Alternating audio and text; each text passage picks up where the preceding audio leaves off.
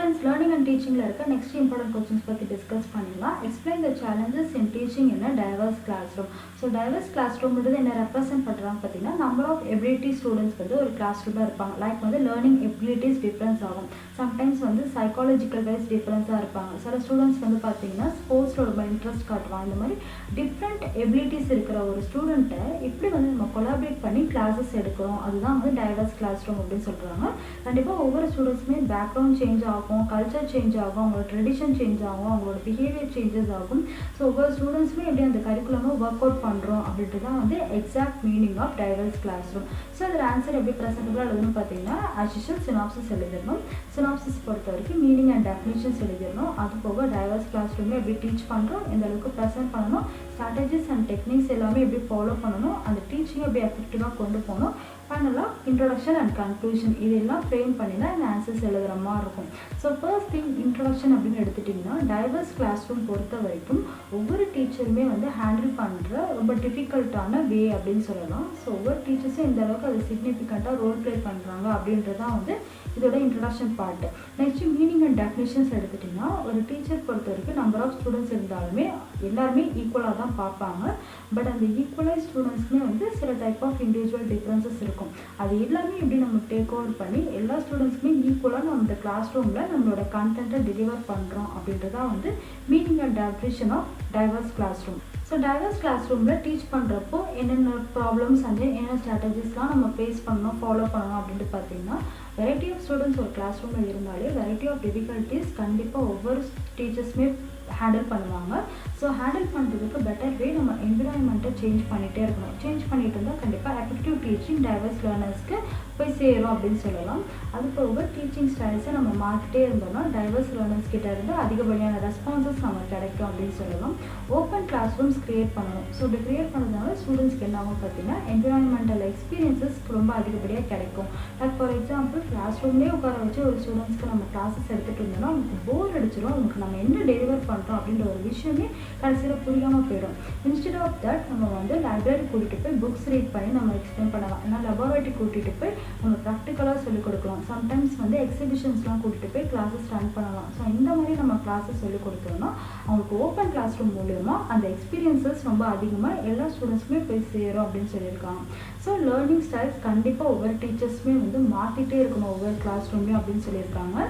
Learning styles அப்படின்னு எடுத்துட்டிங்கன்னா understanding learning styles can help you create more inclusive classroom which represent inclusive class ரூமில் ஒவ்வொரு டீச்சருமே create பண்ணிகிட்டே இருக்கணும். இன்க்ளூசிவ்ன்ட்டு என்ன ரெப்ரசென்ட் பண்ணிட்டாங்க, நம்பர் ஆஃப் ஸ்ட்ராட்டஜிஸ் இன்க்ளூட் பண்ணி நம்ம எப்படி அந்த கிளாஸஸை ரன் பண்ணுறோம். ஸோ அப்படி ரன் பண்ணுறப்பவே நம்மளோட ஸ்டைல்ஸை கண்டிப்பாக சேஞ்ச் பண்ணுவோம்.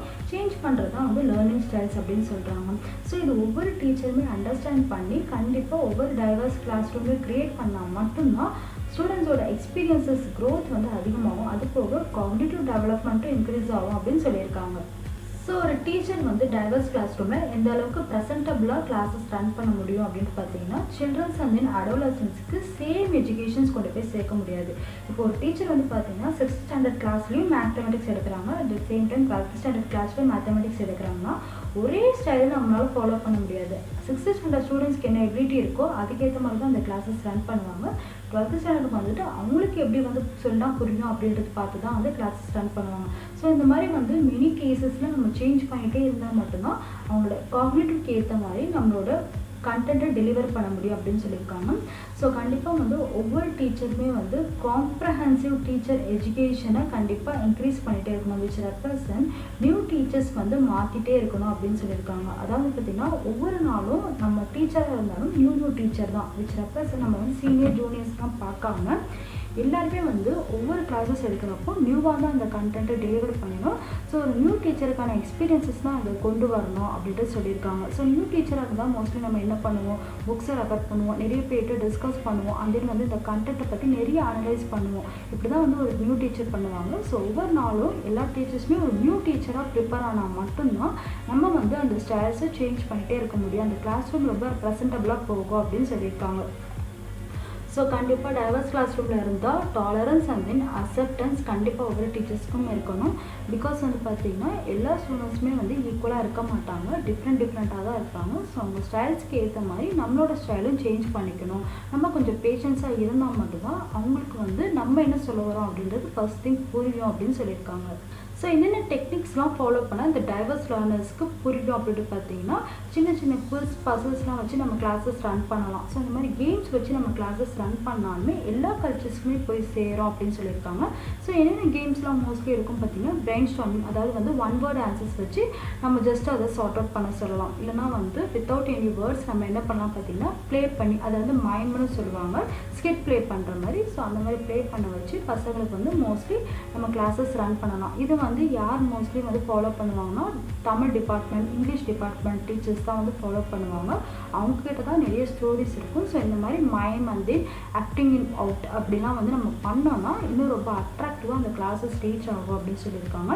அது போக நான் வெர்பல் வச்சு நம்ம கிளாஸஸ் ரன் பண்ணலாம், விச் ரெப்ரசன்ட் போர்டில் வந்து கொஸ்டின்ஸ் எழுதி நம்ம வந்து ஆன்சர்ஸ் கேட்க வைக்கிறது, ஏன்னா ஆக்டிங் மூலயமா வந்து அந்த ஆன்சர்ஸை வெளியே கொண்டு வருது. அந்த மாதிரி சயின்ஸ் வச்சு நம்ம பண்ணோம்னா இன்னும் பசங்க வந்து எஜுகேஷன் ரொம்ப எந்தூசியாசமோட கற்றுப்பாங்க அப்படின்னு சொல்லியிருக்காங்க. ஸோ எஃபெக்டிவ் டீச்சர் வந்து எப்படி இருக்கணும் அப்படின்னு பார்த்தீங்கன்னா, ஒரு கிளாஸ் ரூமை இந்த அளவுக்கு எஃபெக்டிவாக அட்ராக்டிவாக போய் சேர்க்கணும் ஒரு டைவர்ஸ் ஸ்டூடெண்ட்ஸ்க்கு அப்படின்னு பார்த்தீங்கன்னா, more important thing group work கண்டிப்பாக நம்ம க்ரியேட் பண்ணணும். பிகாஸ் வந்து நம்பர் ஆஃப் எபிலிட்டி இருக்க ஸ்டூடெண்ட்ஸை குரூப் ஒர்க் பண்ணாலே நம்ம என்ன பண்ணலாம் பார்த்தீங்கன்னா, அவங்களோட திங்ஸ் அண்ட் தாட்ஸை நம்ம ஷேர் பண்ண வைக்கிறோம். ஸோ ஷேர் பண்ணாலே ஆட்டோமேட்டிக்காக எல்லாருமே வந்து ஓரளவுக்கு அவங்களோட எஜுகேஷனல் க்ரோத்தை இன்க்ரீஸ் பண்ணிப்பாங்க அப்படின்னு சொல்லியிருக்காங்க. அது மட்டும் இல்லாமல் சப்ஜெக்ட் கண்டென்ட் எல்லாருக்குமே புரிகிற மாதிரி சிம்பிளிஃபைடாக நம்ம வந்து ப்ரெசென்ட் பண்ணணும் அப்படின்னு சொல்லியிருக்காங்க. ஸ்பெஷல் அட்டென்ஷன் கண்டிப்பாக யார்கிட்ட கொடுக்கணும்னு பார்த்தீங்கன்னா, பேக்வேர்ட் இன் லேர்னிங், அதாவது வந்து பசங்க ரொம்ப படிக்காமல் இருப்பாங்க இல்லைன்னா அவங்கக்கிட்ட கொஞ்சம் ஸ்பெஷல் அட்டென்ஷன் நம்ம காமிச்சாலுமே வந்து அவங்கள கண்டிப்பாக மீடியமில் நம்ம கொண்டு வந்துடலாம் அப்படின்னு சொல்லியிருக்காங்க.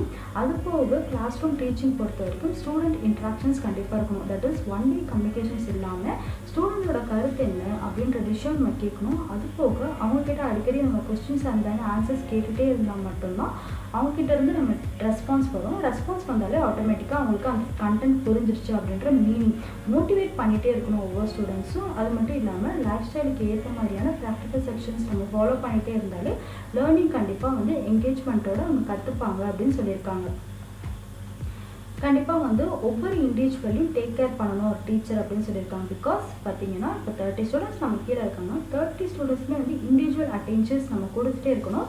இது எந்த அளவுக்கு கொடுக்கணும் அப்படின்றது பார்த்தீங்கன்னா, ஒவ்வொரு ஸ்டூடெண்ட்ஸோட மென்டாலிட்டி வந்து ஒரு டீச்சருக்கு தெரிஞ்சிருக்கணும். தெரிஞ்சால் மட்டும்தான் அவங்களுக்கு வந்து என்ன புரியுது, எப்படி நம்ம டெலிவர் பண்ணால் அவங்களுக்கு வந்து அந்த கண்டென்ட் போய் ரீச் ஆகும் அப்படின்றது எல்லா விஷயமே வந்து இண்டிவிஜுவல் நம்ம அனலைஸ் பண்ணி நம்ம கிளாஸஸ் ரன் பண்ணணும் அப்படின்னு சொல்லியிருக்காங்க.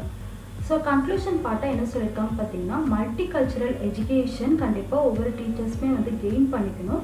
அப்படி கெயின் பண்ணால் தான் சேலஞ்சஸ் எதுவுமே நம்மளால் ஃபேஸ் பண்ண முடியாது. ஒவ்வொரு ஸ்டூடெண்ட்ஸுமே இருக்கிற அந்த அப்ஸ்டாக்கிள்ஸ் எல்லாம் நம்ம ஃபாலோ பண்ணி அனலைஸ் பண்ணால் மட்டும்தான் நம்மளோட கண்டென்ட் டெலிவர் வந்து அங்கே பர்ஃபெக்டாக போய் சேரும் அப்படின்றது தான் வந்து இதோட கன்க்ளூஷன் பார்ட். தேங்க்ஸ் ஃபார் வாட்சிங் திஸ் வீடியோ.